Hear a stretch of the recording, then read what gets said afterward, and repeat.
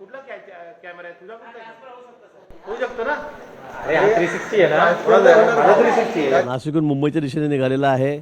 मी काल दुपारीसुद्धा त्या गोष्टीनंतर त्याच्याशी बोललो.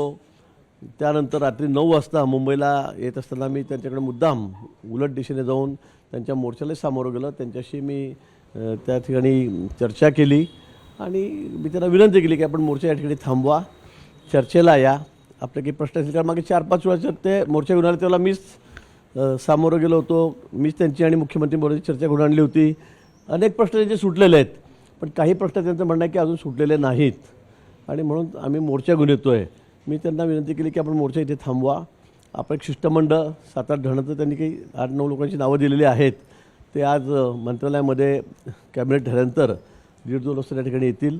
त्यांचे जे जे खात्याशी संबंधित प्रश्न आहेत, आदिवासी खातं असेल, महसूल असेल, शिक्षण असेल, म्हणजे इरिगेशन असेल, हे सगळ्या खात्याचे मंत्री आणि प्रधान सचिव संबंधित अधिकारी हे त्या ठिकाणी बैठकीला हजर राहतील आणि त्यानंतर त्यांचे काय प्रश्न आहेत ते समजून घेतील आणि त्यातून जे सोडवण्यासारखे असतील ते तात्काळ मी त्या ठिकाणी सोडवण्याचा प्रयत्न करू.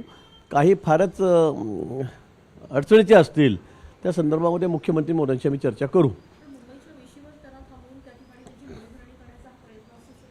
नाही, मनधरणी काय, आता मोर्चा एवढा मोठा आल्यावर मनधरणी करावी लागते, बोलावं लागतं, चर्चा करावी लागते.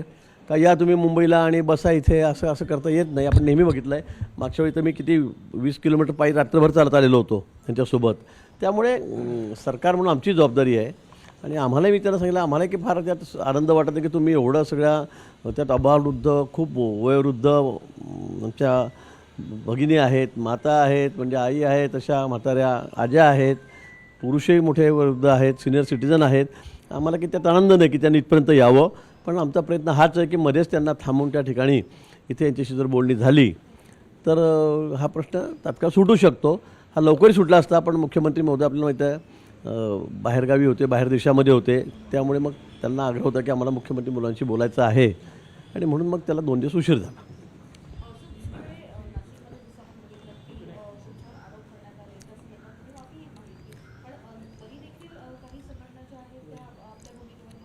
रिपब्लिकन सेलचे जे प्रमुख आहेत आंबेडकर यांनी देखील मागणी केली आहे राज्य मंत्रिमंडळातून तुमची हक्कलपट्टी करावी. नाही, मागणी ते काही कोणी करू शकतं, त्याबद्दल काही दुमत नाही आहे.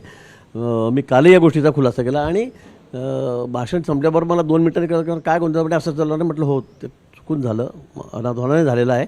मी खरं दिलगिरी व्यक्त करतो. कोणाची भावना दुखवण्याचा माझा याच्यामध्ये उद्देश नाही आणि भारतरत्न डॉक्टर बाबासाहेब आंबेडकर यांच्याबद्दल मला नितांत आदर आहे. मी सांगितलं, माझ्या गावात सगळ्यात मोठा पुतळा आत्ताच गेल्या वर्षी एकही पुतळा नव्हता. शिवाजी महाराजांचा, छत्रपती शिवाजी महाराज आणि भारतरत्न बाबासाहेब आंबेडकर यांचे दोघांचे सगळ्यात मोठे पुतळे मी त्या ठिकाणी उभारलेले आहेत.